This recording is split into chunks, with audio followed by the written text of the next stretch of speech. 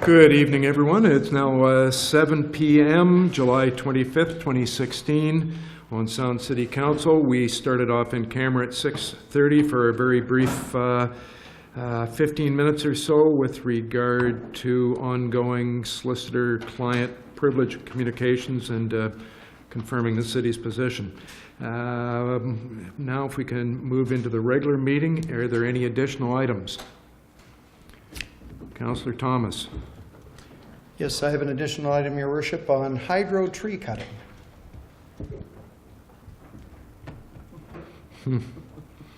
I'm having deja vu. All over again. Who else was down there? Councillor Scott, Councillor Gregg? Mayor Body, I have one item regarding the Festival of Northern Lights and a new chair on the board.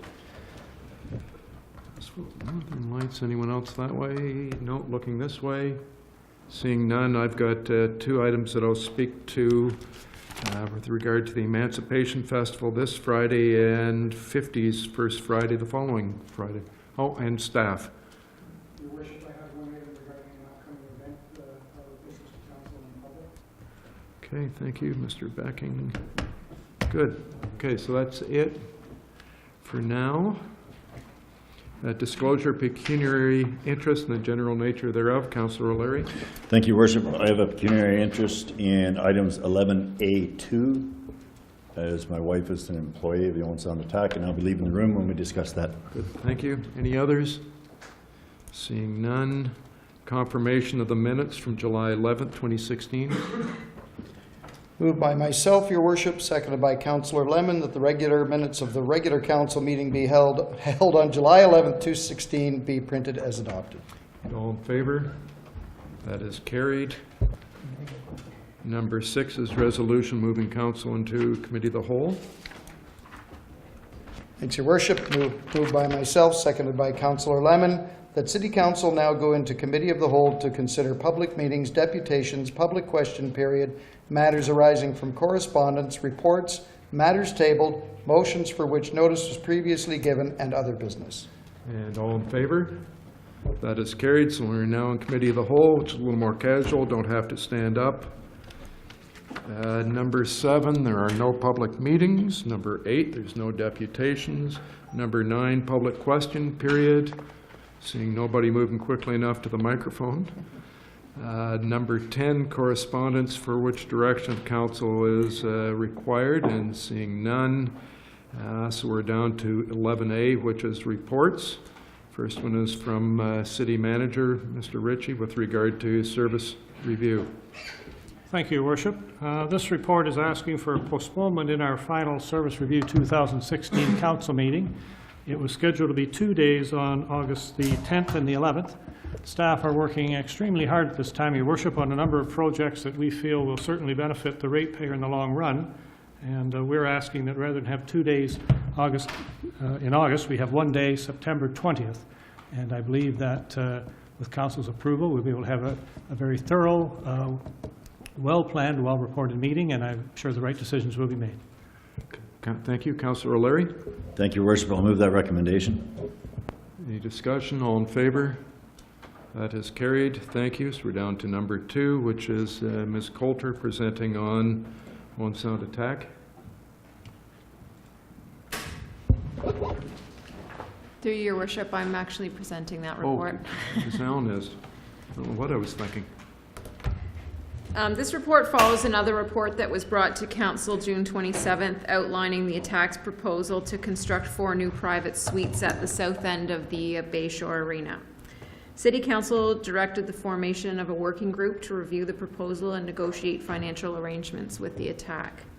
The ad hoc committee, including Councillor Kepke, Councillor McManaman, and the Mayor, met with staff and the Attack representative Brent Fisher on July 8th, where he presented the Attack's financial consideration proposal that would go along with the construction. The committee reviewed the proposal over the weekend and met again on July 11th.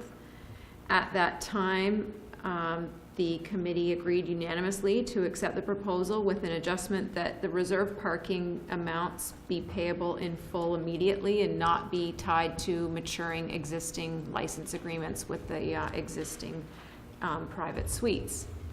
The committee also requested an annual revenue summary reconciling revenue sharing amounts to be provided. On July 11th, Brent Fisher confirmed by email that the committee's changes to the original proposal were accepted by the ownership group and that an amending agreement incorporating the terms could be drafted. And they have since returned a signed copy to staff. So basically, the financial implications of the new agreement are the city would receive 4% of gross suite revenue. And then the report highlights what those estimates are. So a minimum of $2,000 in year 1, $2,060, $2,120, $2,185, and then $2,251 in the final year. And that just represents increases as their annual license fees would expectedly go up. But that's a minimum amount. We are guaranteed 4%. So if it's higher than they expect, the city will get the full 4%. In addition, the attack will pay $140 per reserved parking space for up to a maximum of 40 spots. So they've noted that they currently would like 30 spots, but this agreement would allow them to increase that up to 40 or potentially decrease it in future years without having to mend the agreement again. The first payment for the suite revenues as well as the parking will be due in September 2017, so that would be following the 2016-17 hockey season. And this amending agreement does not impact the existing indexed annual revenue sharing in the original agreement, which will continue as described in the 2011 lease until 2021. Thank you. Discussions, questions? Councillor Lemon? Yeah, one of the problems with the reserved seating signs is that people don't know that it's for only the, I would assume only the attack games. I was down at an event at the Bayshore, and people didn't know whether they could park there during the daytime, which was long after the hockey season. I think the signage should be better on those signs to make it more explicit what it's for. Thank you. Councillor Kepke? My comment again is regarding parking. I wasn't aware that our consensus at the committee was up to 40 spaces when they had asked for 30. So was that a change or? Through you, they had actually asked for 40 originally, but when Brent had gone back to the ownership group, they suggested that 30 would be more appropriate. By making it 40, that would allow for some flexibility, any changes. As I said, they're only asking for 30 now, but should that number increase in the next 5 years, we would not have to do another amending agreement. We could grant that based on their original request. Okay, I'm just thinking of the parking as it is. It is limited for other patrons, and 10 more spaces might make a difference to the other patrons. I don't know how the other committee members feel about it. Can I go to Councillor McManamons? My recollection was that it was up to 40, but That was my recollection as well. They had said 40. When we counted them, there was actually 29, and it was the suggestion by staff to go up to 40 if required, and then they wouldn't have to come back 2 years from now or Would be a whatever it row might be. behind. I think it's important to note, currently they have approximately 20 spots. This isn't 40 more. This incorporates the existing ones they already have. That parking, this rolls this parking into this agreement, is I guess the best way of putting that. okay, further questions? Councillor Gregg? Thank you, Mayor. My only question was, I wondered if, when we're considering how to deal with some of the proper parking setup or structure that goes on at the Bayshore, I wondered if there was any latitude within the reserved parking spaces here that could be used to provide some structure moving forward. I mean, you could use some of this reserved parking to initially have at the start or the end of rows indicating your two rows. It's just an ongoing problem back there when we've got people, it's helter-skelter and it's unorganized, and it's just, something like this. I wondered if there was some opportunity there that strategically you could just sign it in such a way that long-term benefit, there was maybe some, but just a Ms. consideration. Coulter, do you have an answer? I believe one of the recommendations, through your worship, from Service Review was a report on the whole issue of reserve parking and all parking at the Bay Shore. Now that the work of the Operations Committee is complete, looking at the off-site, hopefully we'll have a report to Community Services Committee in September on that issue. Good, thank you. Does someone want to move it? Deputy Mayor Wright is moving it. Councillor McManaman, one more. Or Yeah, another just thank question? you. Just overall, to the question of Ms. Allen, overall, the ATTAC have, in their contract, been paying approximately $70,000 per year. With these arrangements, what, I haven't done the math here, what's the percentage increase that they'll be paying in this upcoming season? It's roughly just over 10% increase over the 70,000. So, good. Any further discussion? Call the question. All in favor? That is carried.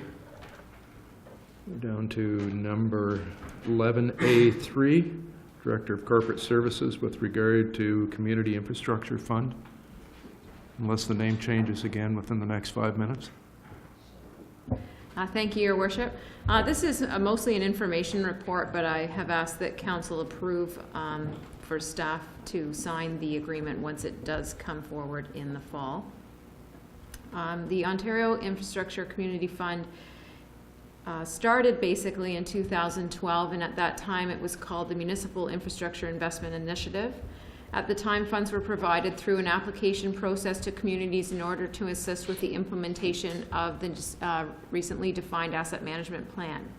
The City of Owen Sound benefited from this phase of the program and received funds towards the reconstruction of 8th Street East. In the following year, the program was retitled Small Rural Northern Municipal Infrastructure Fund, and the City of Owen Sound also received a grant under this phase for which was used for the reconstruction of 3rd Avenue East in partnership with the county. In 2014, the program was renamed once again to its current title, which is Ontario Community Infrastructure Fund. At this time, $100 million was split into 2 parts. $50 million was allocated based on a formula that takes into account several factors, including the total historical value of existing core infrastructure, as well as socioeconomic factors such as population and average household income. At that time, it was a 3-year program to be reevaluated in 2016. The City of Owen Sound is currently entitled to receive $216,000 under that formula-based allocation. The city was not awarded a grant through the application intakes, so for the other $50 million in either 2014 or 2015. Just this last week, the province announced the changes to the updated program, and the total funding is increasing by $670 million over the next 3 years. $420 million of that increases in the formula funding, and they're adding an additional $250 million to the top-up funding over the next 3 years. So how this affects the City of Owen Sound, we will receive in 2017 almost double what or just over double what we received in 16. We'll be receiving $472,296. In 2018, that will go up to $668,000, and we'll receive just over $1 million in 2019. These funds are stable funds. They can be used for asset management planning and to fund critical core infrastructure, so roads, bridges, water, wastewater, and stormwater. However, other than that, there's not a lot of reporting or strict guidelines to follow. We can basically spend that money on whatever we choose. The funds can also be saved up for a period of 5 years. So that we could bank that up towards a larger project if there's one on the horizon. In the past, the program funds had to be expended in the year that they were received. The other component relating to this is the top-up funding. So the application component of the program has increased, and they've also changed some of the eligibility requirements in order to even the playing field. So under the new program, municipalities are limited to apply for a maximum of $2 million less their 2017 and 18 formula-based allocation. So for the City of Owen Sound's sake, in 2016, we'll be able to apply for up to $860,000. Also, they're limiting the number of people eligible to apply. If you received funds under the application phase in 2015, you can't apply in 2016. And moving forward, those that have received grants in 15 and 16 won't be able to apply in 2017. So certainly the odds of us getting that grant improve each year if we haven't received it the year before. So right now, staff are just looking at ideas for projects that will be brought forward to council to apply under the application phase, and the formula amounts will be included in the 2017 budget that we bring forward in the fall. Good, thanks. Questions, discussion? Deputy Mayor Wright? Thank you. I just want to be sure that I've got this straight in my mind. So in 2017, we could apply for $2 million less what we would normally get in 2017, which is, I have it right here, 668,000. Is that right? It would be what we receive in 17 and 18. So 2 million less the 472 less 668. It works out to be 860,000 is our maximum grant. How is that better than what we're doing now? Except we're not always lucky enough to get a grant, but how is this better than what it is now? I think that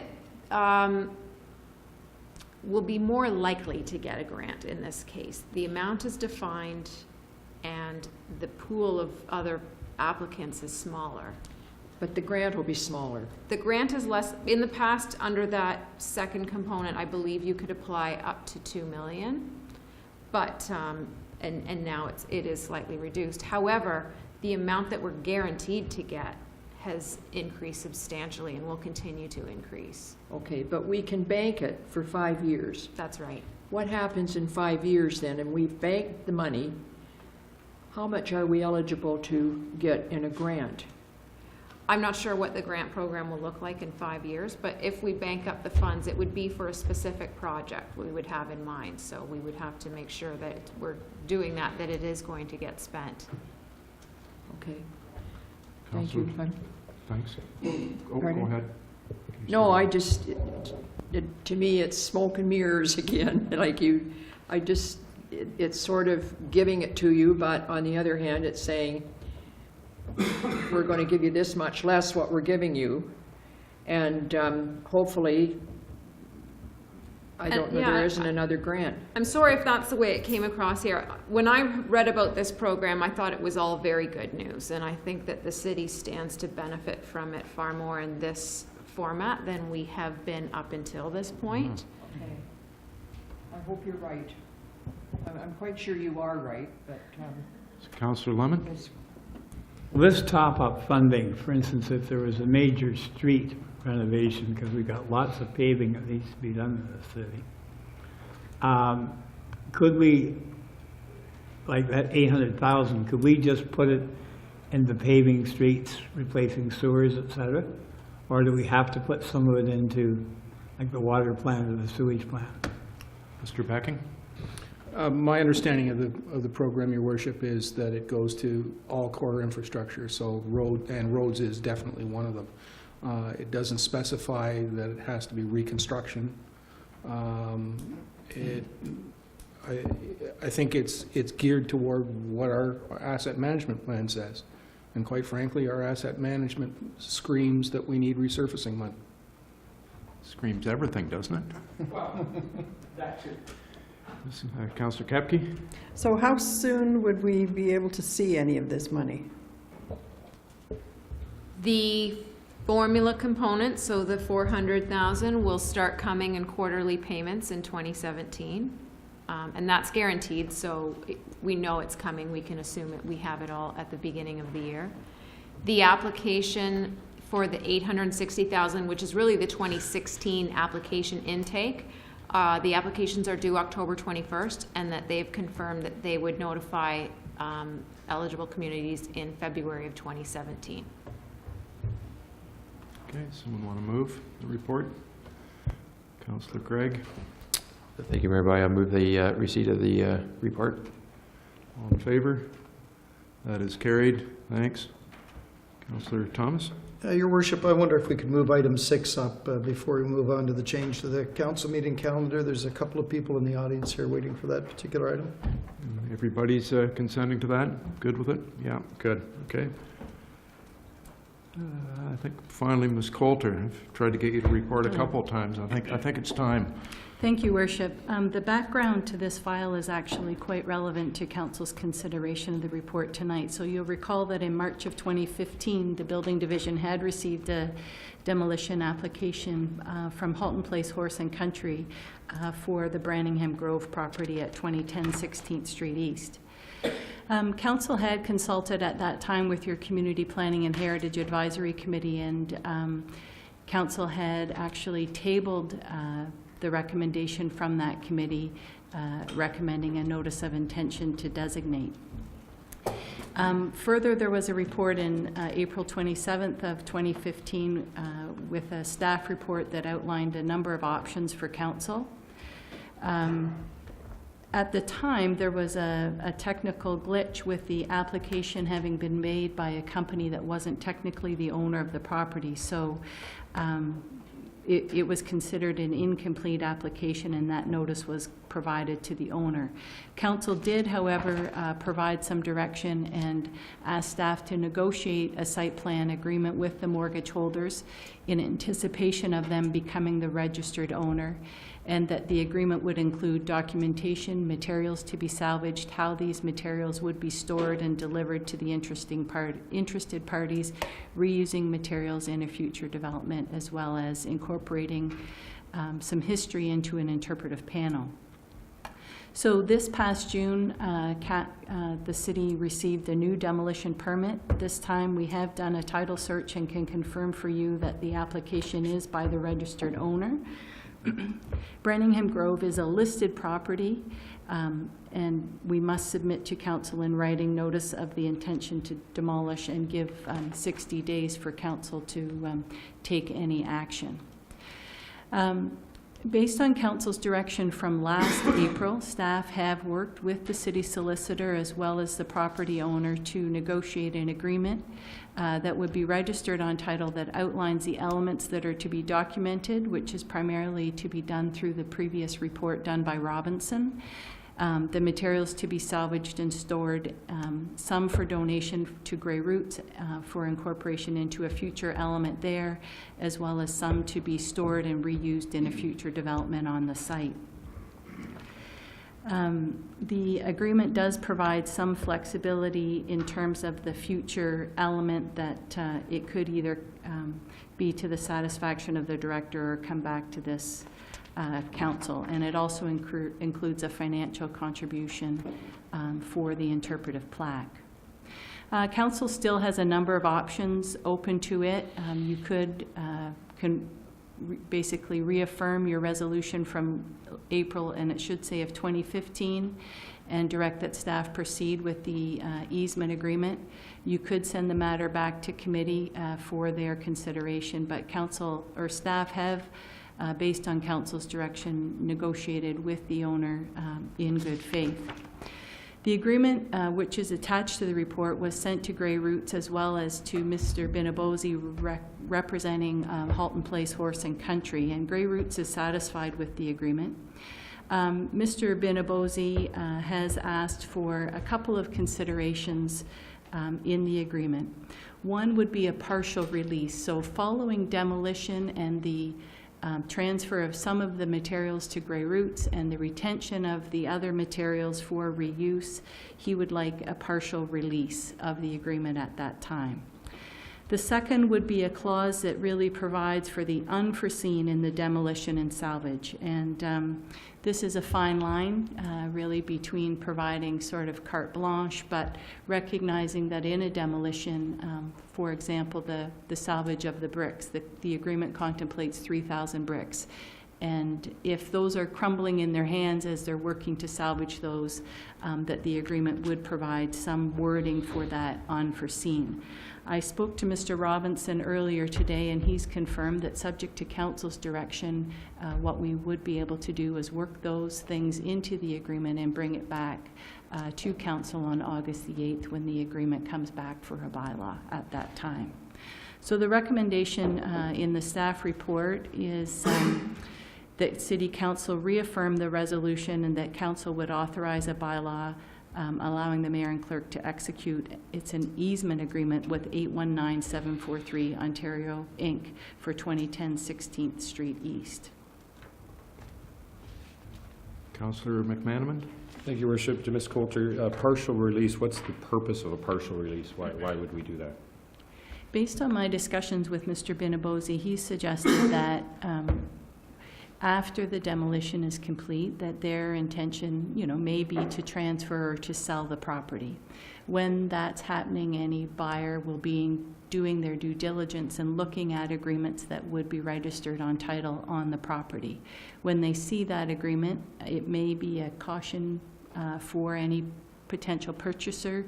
So he suggested that if the agreement could contemplate a partial release at sort of the halfway mark, after demolition and careful salvage, prior to the construction of the new element, that may help with that red flag. But it's certainly at the discretion of council.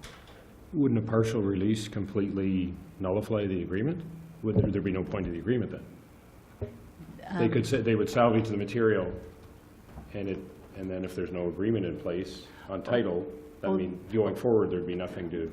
Oh, and I would bring you back information, but the intent would be the agreement would remain registered on title.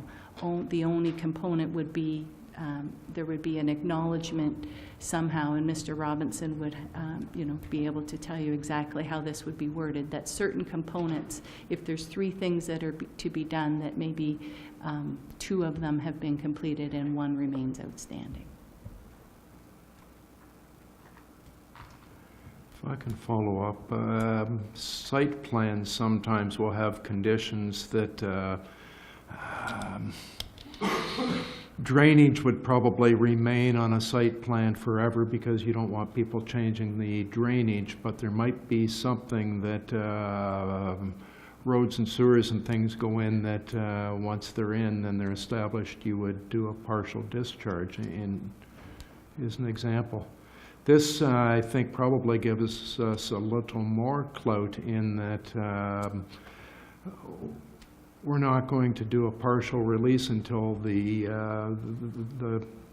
saved pieces are given to Grey Roots and those things are secured.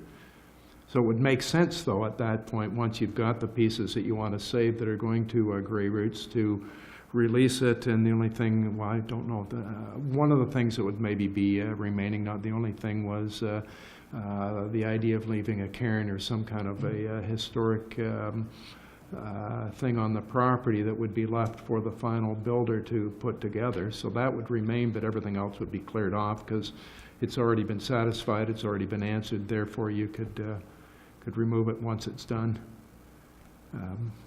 We do that with mortgages and things from time to time. We'll do a partial discharge or...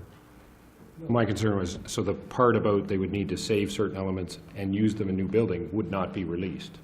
Correct. So anyway, I read the agreement. I'm not sure what else would in there you would need to be released, but that's fine. That's fine. If those principles are staying in any new agreement or moving forward, I guess you'd say. And the only comment I'd have about unforeseen circumstances, during the Queen's Hotel discussion, we were promised about certain things this was not in writing, these were verbal promises, of course, about saving certain materials, and they were taken down with a hi-ho within a week. There was no thought at all well, they said they couldn't be saved. They couldn't be saved because they used a hi-ho to take them down. So I guess as far as unforeseen, as long as they're doing it in a diligent and, I'm sure there's some lawyerly wording they'd come up with. But anyway, thank you. Just have one more question. Ms. Coulter, a year ago when we looked at this, we looked at the process, and if we did have the property designated and went through the process, what the likely outcome would be after it went to a, recollection was it was a provincial tribunal or an organization, and we kind of concluded we'd be at the same place as we are right now anyway, protecting features of it. Do I recall that correctly? Through your worship, if council decided to proceed to a designation on the property and you designated it under the Ontario Heritage Act, The owner of a designated property can also apply to council for a demolition of that property. The difference would be that council could refuse that, and it would go to the Ontario Heritage Trust for a hearing. You could also approve it with conditions, which is essentially what you're achieving through this report. And I didn't note for council, but it is an agreement under the Ontario Heritage Act, which is the legislative authority for the agreement. Good, thank you. Other questions, discussions? Councillor Lemon? The one question, the name Brannigan Grove is a historic name for that building. Is there any way we can ensure that if there's a development there, that retail development, that the name Brannigan Grove would continue to be used? Through your worship, Part B, the preservation of heritage features, item 10D, says use the name Branningham Grove in the new name for the proposed development on the property. Okay, I'm not asking to recreate the original purpose, but I think having the name there is a good idea, particularly when we're working on our nautical history, and one of the reasons for that was one of the reasons for Brannigan Grove. Thanks, Councillor Craig. I think he had his hand up next. Thanks, Mayor Bai. I would I'd just comment that by and large here, what we're just seeing this again is a change in ownership. Most of this issue I think we have dealt with, so I'm not in favor of going back into it because there's new owners involved. I know if you're on the East Side Rail Trail, there has been some work that's not visible from the highway, so there is maybe some interest in development at this site and some keenness to move forward. So I'm not in favor of undermining any of the efforts that went forward to this place. I think staff's done a good job of working with the developers. The new mortgage holder, I think, is positive. I think the partial inclusion of the discharge request is fine, and I don't mind seeing that come back to council as part of the agreement moving forward. But I'd move that recommendation with that partial discharge request to be considered. Okay. Councillor Kepke, no, you're going to do the same thing? Going to move it? Okay. So all in favor? Call the question. That's carried. Good. Thank you. If we can go back to number 4 on the list. Release of an easement. Mr. Becking. Thank you, Your Worship. The property in question is 872 to 884 10th Street West. So it's the property right at the junction of Alpha and 10th Street West. The property was historically a gas station and a small convenience store. At some point in the past, the PUC constructed a water main across the property, and we understand, or we now know that the water main has been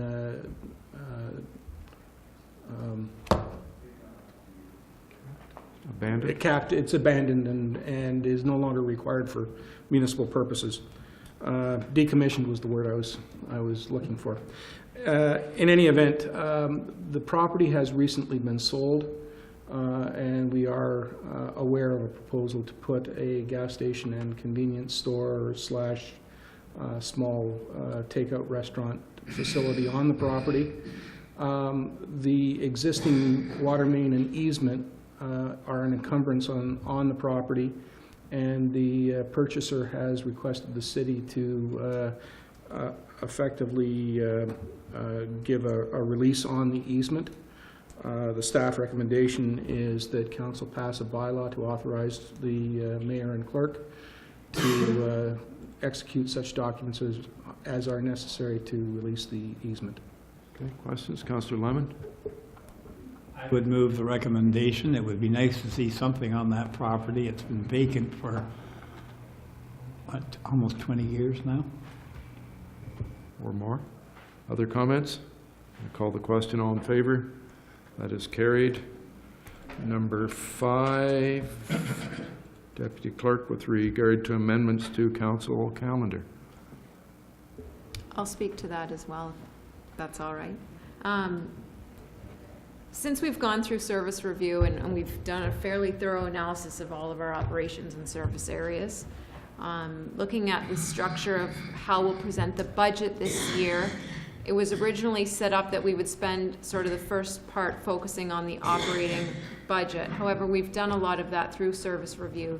So my intention was to sort of change that, and instead we'll start with and focus on capital, and then update the impacts of the service review changes in another day in November, as well as revisiting capital once again.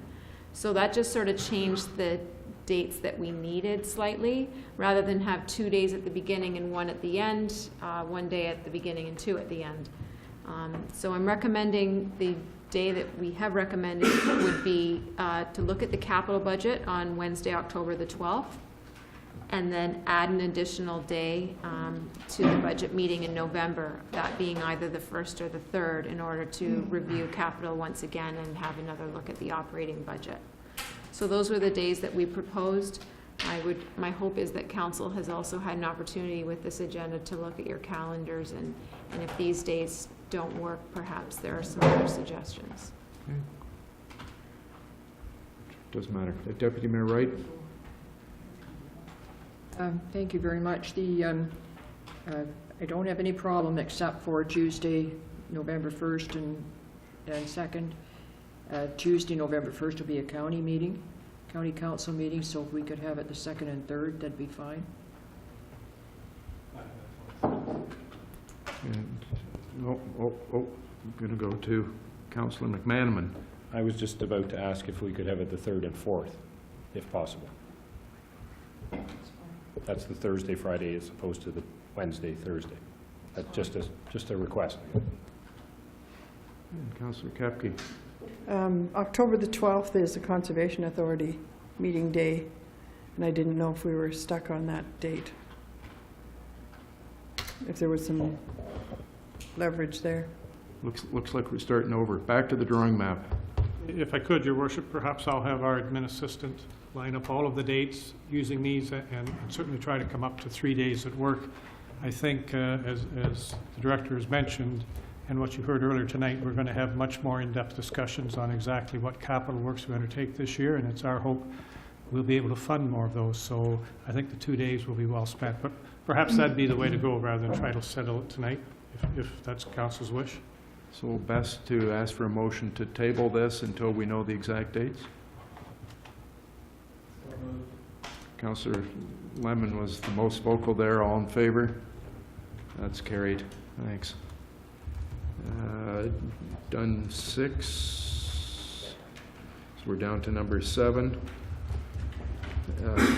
Report on ATV, on an ATV. Thank you, Worship. This would be the addition of an all-terrain utility vehicle to the Parks fleet, as opposed to the ATV discussions that Council has been having. So the Parks Division does work in Harrison Park as well as in other parks and areas of trails that are difficult to access by parks pickup trucks. A utility vehicle would have the benefit of releasing the parks truck that's used for that work to other sites. It would also increase safety for park users who encounter workers in remote areas of parks and trails, where at the present time, often they're required to move off the trail to get around them. It would also result in less wear and tear on our parks pickup trucks. In the approved capital budget, there is an approved amount for a mower for the MV. That amount is $16,000. And the MV mower is 3 years old. It has a 15-year life expectancy, so we're expecting to replace that in 2028. I can't really explain to Council why it is in the capital budget this year. We've got a couple of quotes on the price for an all-terrain utility vehicle, and we expect that it would be able to be purchased within that budget. It would require approximately $1,500 more per year being put in the parks equipment reserve over the next 10 years. So the recommendation is that in consideration of the report respecting the addition of an all-terrain utility vehicle, council approve the purchase for the Parks and Open Space fleet inventory using funds from the Parks Equipment Reserved originally for the mower. Mr. Ritchie, you want to comment on this? If I could, Your Worship, this is, the director was on a well-earned vacation last week, so this may be the one time she's not fully current on some information. But speaking to Mr. Parsons, when I read the report, this is clearly an addition at this time to the Parks fleet. He is convinced, as he goes through his analysis, he has already seen some equipment that he feels we may not need. So it's an addition this year. You will be seeing again in further reports where he has gone through in his analysis, recommending some equipment that he doesn't think will need to be replaced later. So the net will not be an addition when he's all done. Thank you. Councillor Dodd. Thank you, Your Worship. My only question, I guess, is, so this piece of this MV front mower deck that we had approved recently in our capital budget, so that was only 3 years old and we were going to replace that? Yes. So my only concern is there other parts in that capital budget from, I know it's been a past manager in that department, is there other things that we're taking a look at and maybe taking a second glance to ensure that we're not renewing something in 5 years, 15 years early? Before we purchase any equipment, either through Public Works or in Parks, we go through a bit of a process to look at what was the planned life cycle of that piece of equipment. We also consult with Jeff Follis and the mechanic to ensure that is there useful life left in this piece of equipment? Could we extend the life cycle by a year or two? And so that review is done in advance of any work. As I mentioned, I can't really explain why that's in here this year. I can tell you that there is, a real emphasis on asset management, 5-year capital, and I know that Mr. Parsons is working hard on the Parks 5-year capital, including fleet. Again, Mr. Ritchie. If I could, Your Worship, this was clearly a clerical budgeting error, but it wouldn't have passed the practical error of us actually purchasing the equipment, as it did not, nor would others. Okay. Down here, Councillor Lemon. Well, I really am not mid-year wanting to purchase something. Yes, there was a mistake made. As a result, there's money in the budget, but that doesn't mean we should automatically use it. I would prefer this to wait till we get in the next budget cycle, which will be in a few months. And like there's certain areas in Owen Sound where you won't be able to take this machine. How are we going to get it from site to site? Like if one site is on the east side of Owen Sound, the other's on the west side, how are we going to get it across town and not be in violation of our own ATV regulations? And also, I'd like this to go through the rigor of proper budget process. I'm going to come. Okay. And certainly that's always council's choice. We certainly realize that and respect that. But, we have professional staff that are doing their best to look at our fleet. They're looking at it with a fresh set of eyes. And they have certainly convinced the director as well as myself. This has been on the wish list for a number of years now, and I'll be honest, they haven't probably convinced us. I will tell you at this time, they have convinced the director, I'm sure of that, and myself. And I would certainly recommend to council, knowing, as I said in my discussion with Mr. Parsons, I told him how averse we were to adding pieces of equipment. He has assured me in his analysis already, he sees equipment that he says, I don't think we need that. The net will not be an overall addition, but I'm convinced from what he has told me, as well as the director, this piece of equipment will give us full value for the reasons he's mentioned. But again, it's always council's prerogative not to go ahead and we look at it later. Going to go to Councillor Kepke next. Thank you, Your Worship.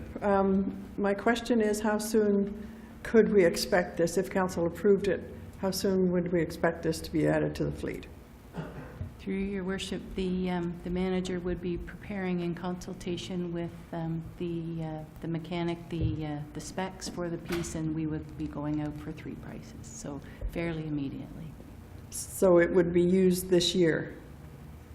I'm prepared to move the recommendation, Your Worship. Okay, some more discussion first, I think. Councillor Gregg? I wouldn't support that recommendation. In the last 2 years, the Parks and Rec budget has went from about 1.064 million to about 1.26 million. I think it's a dramatic increase. I can't tell taxpayers that I would support spending this $16,000 tonight when we worked so hard at budget to find savings. I use the trails all the time. I'm not convinced of the need for it myself. I've never been inconvenienced by a city truck having to put me into a naturalized area. I would be in full agreement to have this up budget where we can have a much more fulsome evaluation on this piece of equipment and other pieces of equipment. I do think it's great that the new manager has located some savings, but I'm not in favor of supporting this purchase tonight. Councillor O'Leary? We're not really spending this money, we're moving money around, are we not? Through you, Worship, we are spending money that's in an equipment reserve, and that equipment reserve is built up over time and transferred to that capital, and perhaps Mr. Ritchie or Ms. Allen could give you a bit more detail. By adding this equipment, assuming that you didn't delete any other pieces of equipment, and you've heard Mr. Ritchie indicate that over time we're expecting that there will be parks equipment that will no longer be part of our fleet. There would be a requirement over the next 10 years for $1,500 per year. So in 10 years, when the piece of equipment is necessary or needing to be replaced, that equipment reserve would be there. So I think the city manager's made it clear that the new manager's intentions are to save us money in the long run, and I think this is a great opportunity for council to support our new manager. I am in favor of the recommendation. Thanks. Okay, so I'm going to go back. Councillor Kepke, if you want to make your motion. My motion is to approve the recommendation, but also, do we have anything in service review regarding a review of equipment or fleet or anything like that? Is there any question to that effect? There isn't in service review, Your Worship, but certainly as our staff have an opportunity to analyze all of their equipment, I certainly believe through the committees we would want to come, we certainly want everyone to understand what equipment we have. We do have quite a bit of equipment, as we all know, and exactly what we use it for. So certainly, I think looking to the directors here, that's something you'll see coming forward at the committee level. What do we have and what do we do with it? Thank you. Hands up all over the place. Councillor Lemon? If there's going to be savings on equipment, it would be really, I could vote for that if I was seeing some removal of other equipment that was superfluous to our needs. But now, this is sort of putting the cart before the horse rather than the other way around. I would be all for this if we were seeing actual savings. This is predicated on that there will be other equipment we don't need, which is great, but I'd like to see that first. Okay, thank you. If I could, Your Worship, certainly when we do the review, I will assure you that we will specify which pieces of equipment Mr. Parsons, in the case of Parks, and Mr. Fallis in the case of Works, if we have some in Works, recommend we do not replace. So you will see them. I just can't tell you tonight. I don't have that level of detail, but he has assured me he has pieces of equipment specifically. He looks and says, I don't think we'll need those pieces.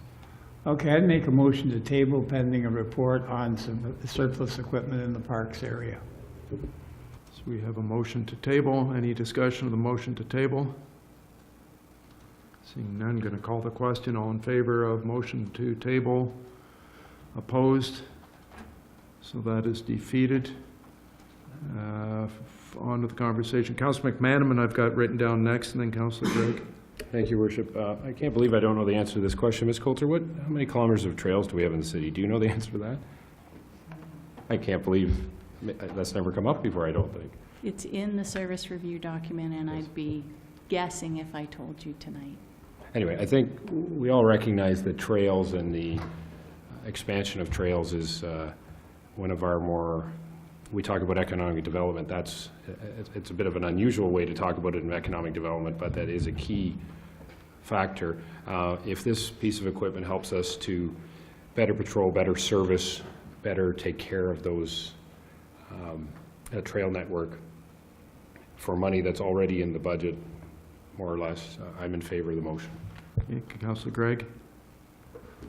We probably have about 3 kilometers of actual trails. I mean, the fitness trail would add a couple kilometers, but Stony Orchard's a kilometer. There's a couple kilometers at Harrison Park. And and you'd fight hard to get a kilometer up in the West Rocks. And we don't have to work on the East Side Rail Trail, that's county corridor. And we've got about a kilometer on the West Side Rail Trail, so it's not a lot.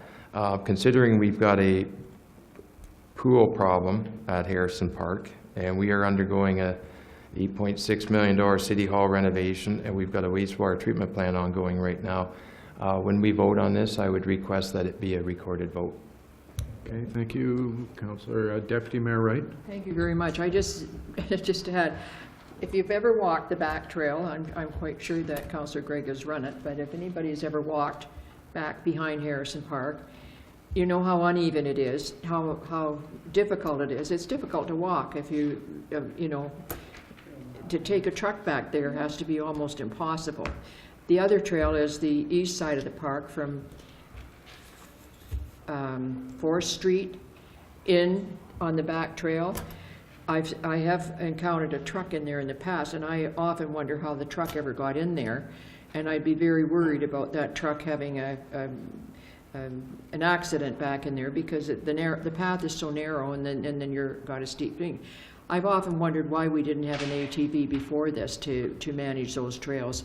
The trails need to be managed. There's garbage along there that needs to be picked up. There's all kinds of things that if somebody was on an ATV that they could go in and clean up those paths and do some work in there. So I think it saves the wear and tear on a truck. I think it will give our truck a longer life and probably save us a purchase of a truck in the next 2 or 3 years, which will eventually save money. So I'm very supportive of this.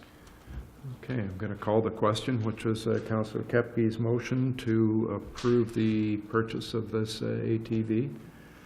And then we go to recorded vote, right? So all in favor? And opposed? And so that is carried. Now, if you want to poll council. Councillor Dodd? In favor? Councillor Gregg? Opposed? Councillor Kepke? In favor. Councillor Lemon? Opposed. Councillor McManaman? In favor. Councillor O'Leary? In favor. Councillor Thomas? In favor? Deputy Mayor Wright? In favor. Mayor Body? In favor?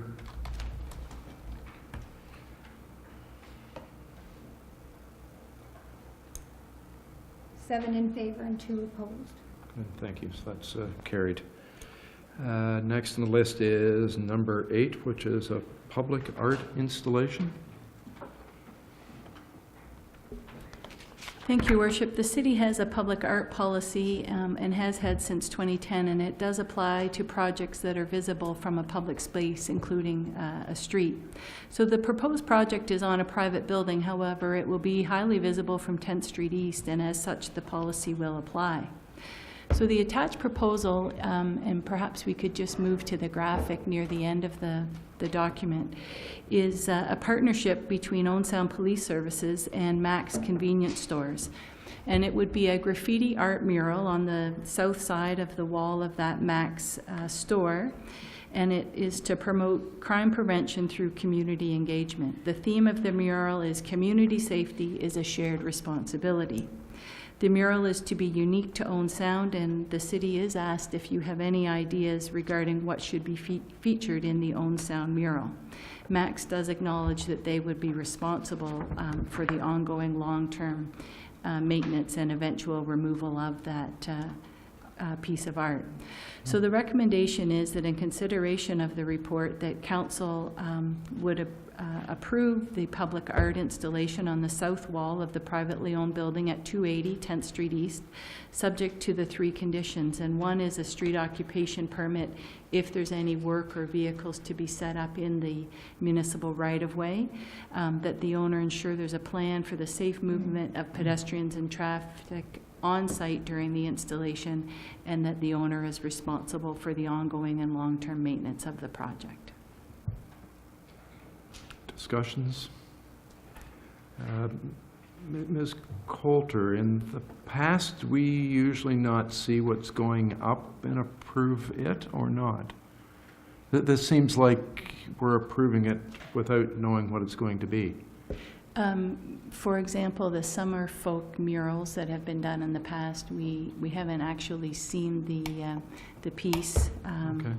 If you want to see it before it goes up, we could ask for that.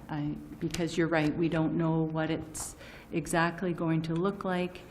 We're told that it's to be unique to Owen Sound, but it is a graffiti type program, so council could add that to the recommendation. Councillor Lemon, you had your hand up. This is the Max on 10th Street, right? Downtown. That building is not very close to the street at all. So why would there need to be a street occupation permit when I think there's about 30 feet between 10th Street and the south wall of that building? It's a walkway. Through you, Your Worship, the south wall of that building is sort of angled. It is fairly close to the right-of-way. If they were to have scaffolding or trucks or anything up for the installation of the project, it's just you know, to ensure that if there is use of the right-of-way during the installation of the piece, that they would get a street occupation permit if it's required. So if it's not required, if they're going to be entirely on private property, it wouldn't be required. Other discussion, other thoughts? Motions, somebody?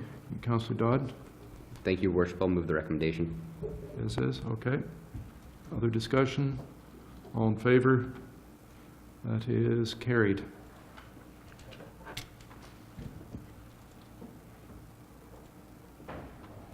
Number 9, Director of Public Works and Engineering, release of easement on 8th Avenue East. Thank you, Your Worship. The property in question was created as a result of a severance from the adjacent property, which has a residence, single-family residence on it.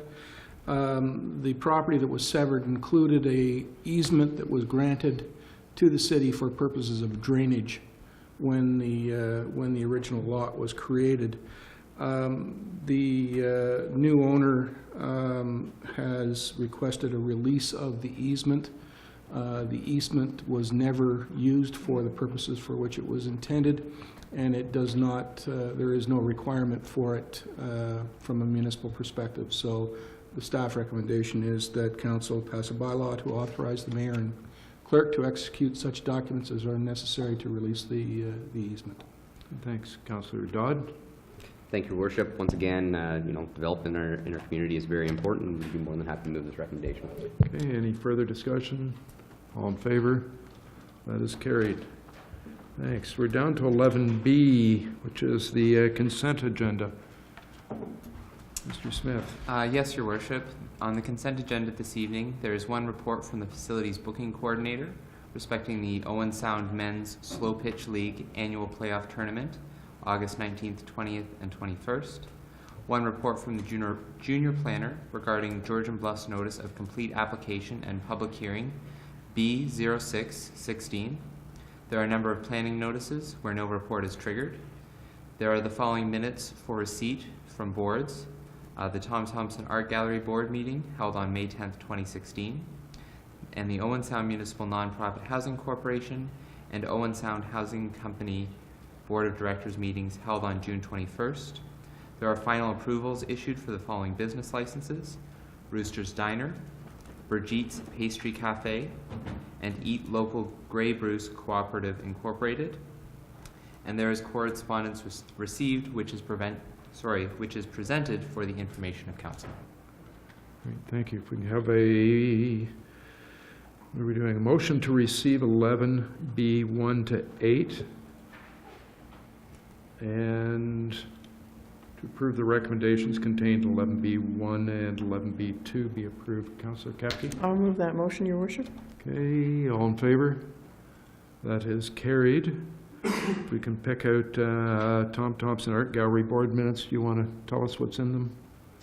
Thank you, Your Worship. It was a very quick meeting. It was more based on just giving an update to the board on some of our subcommittees within the art gallery. So the transition committee and the foundation committee kind of gave some backgrounds on some things they're doing regarding future incorporation, which council will be seeing, I believe, the next council meeting. This minutes are from May 10th, mind you. We just had a meeting a couple weeks ago, meeting in July, which was to approve these minutes to bring them to the council, so that's why they're a little bit backdated. But yeah, so most of the meeting was just about some of the background work and getting updated on some of the incorporation issues. Thanks. Any questions? Seeing none, thank you. Minutes of the board from Owen Sound Municipal Nonprofit Housing Corporation and Owen Sound Housing Company Limited. Councillor Lemon? The Owen Sound Housing Company is continuing to work ahead. We're hoping to receive formal notification of the amount of funds that may be available to us for the addition of more needed housing in our community. Particularly, there is a shortage of one-bedrooms, particularly for people with handicaps and physical limitations. And this has been identified. And if everything goes as planned, we will hopefully be moving ahead with that. And I believe the construction, if we can go ahead with it, would start possibly even this fall. Thank you. Any questions from anyone? Seeing none. The only other thing that I can pick out of there is correspondence. We did receive a response from the Minister of Education advising us that she wouldn't meet with us. And then today I just received something that is giving us our 15-minute meeting with her at AMO in Windsor. I do also note that there is correspondence from Town of Blue Mountains with regard to rural school funding, so that's something we can look at as we prepare for it. Also received correspondence from the Minister of Labour with regard to our delegation to him at Good Roads in approximately January of 2015. He's continuing to look at the interest arbitration and trying to solve it, and it was much the same wording as we've heard in correspondence in the past. I suspect, having received this letter and the contents in it, that he likely won't be meeting with us at AMO, but we'll wait and hear for sure. So out of the five requests we made for AMO, that's the first one from Minister of Education. We did vote on it, yes. Good. We don't have minutes from other boards to approve other business. Councillor Thomas, you had the first. Thanks, Your Worship. I was approached last week by a couple of residents who were a little upset with the tree trimming that Hydro was doing in our downtown core. And certainly I had noticed it myself along 3rd Avenue West. There was not much art to what was going on along the street, and a lot of, to be fair, they're trying to keep the wires clear, and I get that. And I did speak with our manager of Parks and Open Spaces, who explained all that to me, and I was asked by one of the residents whether council couldn't at least send a letter forward to Hydro asking them if they might take a little more care when they work in the downtown of Owen Sound, because we have so many mature and attractive trees, and we shouldn't be working hard to make them less attractive. I can recall Deputy Mayor Wright raising this in the last council, and we did write, and we've got a polite letter back apologizing, saying that, I don't remember exactly what it said, but it was,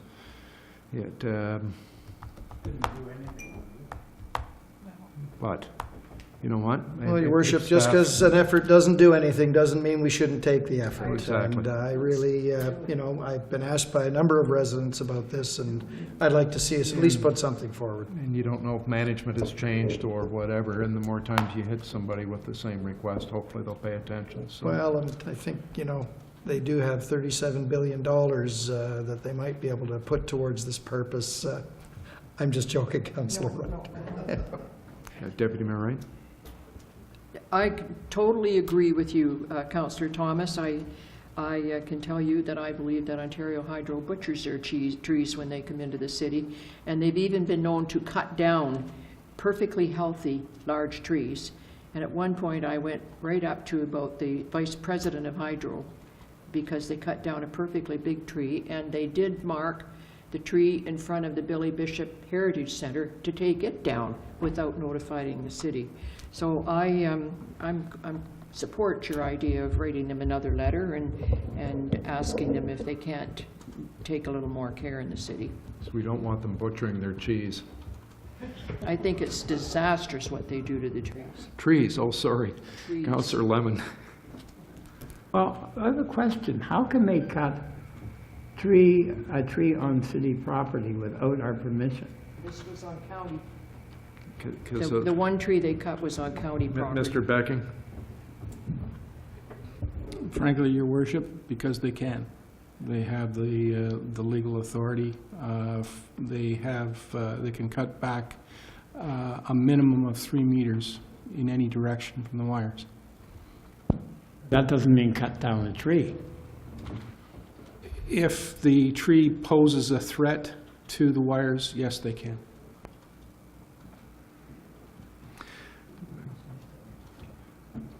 So letter will go, yeah, okay.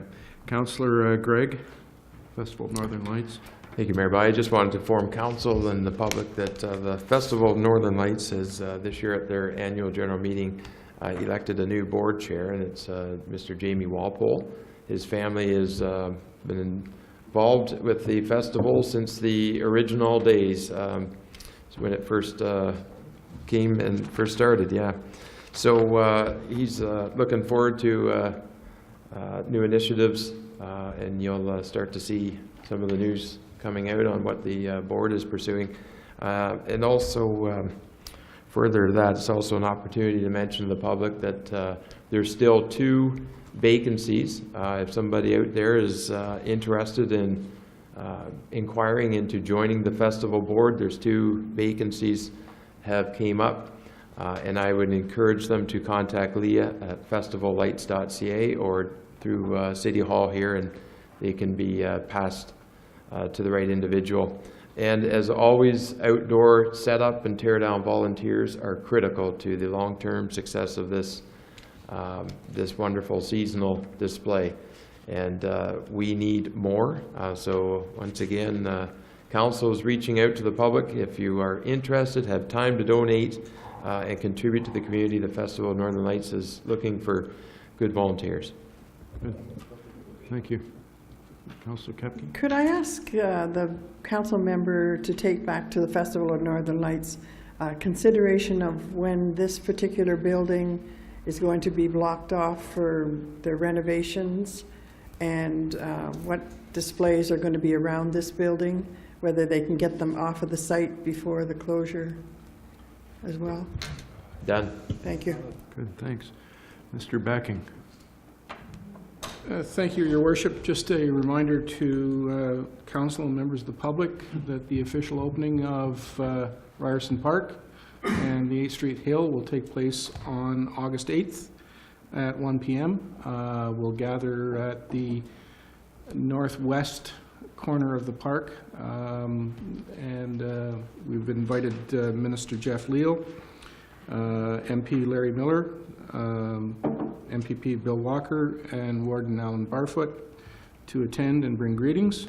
And there will be treats offered to members of the public who come to the event, furnished by the Staff Association. Good, thank you. I've got 3 things that I can report on. We've gone, yeah, we have. One going past, I was able to attend last Friday a Veterans Dinner at the Legion, which was pretty special with a lot of veterans from the Second World War and others since. It was a lot of fun, a lot of teasing at the table that I was at. On display were a whole bunch of, it's probably bad words, badges and buttons and things from all the different regiments, all set out that were really neat, historic. Some pieces from the Bruce Regiment, some books from the Bruce Regiment, which at some point got rolled into the Gray and Simcoe Foresters. It was a very good dinner. It was very fun to be there. Looking forward, coming up this weekend is the Emancipation Festival in Owen Sound. They're held all across North America this weekend, commemorating the abolition of slavery. Owen Sound will host the oldest in North America, tracing its roots back to 1862. Descendants of former slaves who found freedom in Owen Sound, the most northerly safe haven of the Underground Railroad, organize the event every year and host it. On Friday, July 29th, there's a speakers forum starting at 6:30 at Grey Roots Museum, speakers and music. On Saturday the 30th, starting with the Ancestors Breakfast at Harrison Park, which is a traditional site of the Emancipation Festival for forever, I guess. Starting at 9:30, then there's a cairns ceremony at 11. And then the picnic goes from 12:30 to 6:30 with fellowship, cultural displays, vendors, gospel workshops, children's activities, and live music. So great event if you're around to go when it's been around for that many years. It is amazing. So it's an ongoing history. If you want information, go to www.emancipation.ca. or call the Visitor Center at 519-371-9833. The other event which is coming up, and it will be the following Friday, but before our next council meeting, of course, is the second annual 50s First Friday and Classic Car Show on Main Street. Lots of fun downtown, Friday, August 5th, 6 to 9 p.m. Understand that if you get into costume, dress the part, you could win a $50 DIA gift certificate will be drawn, given to the one dressed up most enthusiastic participant. So guys, Bro Cream, polish off the snake eye kickers. I thought you were Jim, get out the Hawaiian shirt again for that second time in a lifetime. No, there's a themed photo at 1950s themed setting in the front window of the Artist Co-op. So lots of fun in 2 weeks. So things to do this weekend, things to do next weekend. And I'm going on holiday, so I'm going to miss some of it. But good. So that covers off other business. Motion that the committee rise and report. Move that the committee rise and report. All in favor? It's carried. Thanks. Number 14, resolution adopting proceedings, the Committee of the Whole. Moved by myself, seconded by Councillor Gregg, that the action taken in Committee of the Whole in considering public meetings, deputations, public question period, matters arising from correspondence, reports, matters tabled, motions for which notice was previously given, and other business be confirmed by this council. All in favor? That is carried. Notices of motion, none. New business by resolution, which is none. Bylaws, want to give us a run through, Mr. Smith? Yes, Your Worship. On tonight's agenda, there are 8 bylaws. 1 bylaw to confirm the business of the meeting. 2 bylaws to execute agreements already authorized by council. 1 for a lease amending agreement with the Owen Sound Attack. An extension to the Community Gardens license agreement with the Canadian Mental Health Association. And sorry, there's rather 3 bylaws to execute agreements. The third is an expansion to the Community Gardens area in St. George's Park with the Canadian Mental Health Association. 1 bylaw to appoint officers at the Heritage Place Mall. 1 bylaw to implement on-street parking regulations and provide for boulevard parking near the Bayshore Community Center. 1 bylaw to execute an acknowledgement and direction for a transfer, release, and abandonment of an easement for property at 1631 8th Avenue East to Barry's Construction and Insulation Limited. And 1 bylaw to execute an acknowledgement and direction for the transfer, release, and abandonment of an easement respecting property at 872 to 874 10th Street West. Okay, what numbers do you have then from 107 through to? Sorry, Your Worship, the last two bylaws respecting easement agreements, 113 and 114 were republished this morning on tonight's council agenda. You got them on your list there? Okay, good, go ahead. Thank you. Moved by myself, seconded by Councillor Gregg, that bylaws number 2016-107 through 114 be passed and enacted. And all in favor? That is carried. Completes our business for tonight. It is 8:15. We're adjourned. Thanks, everybody.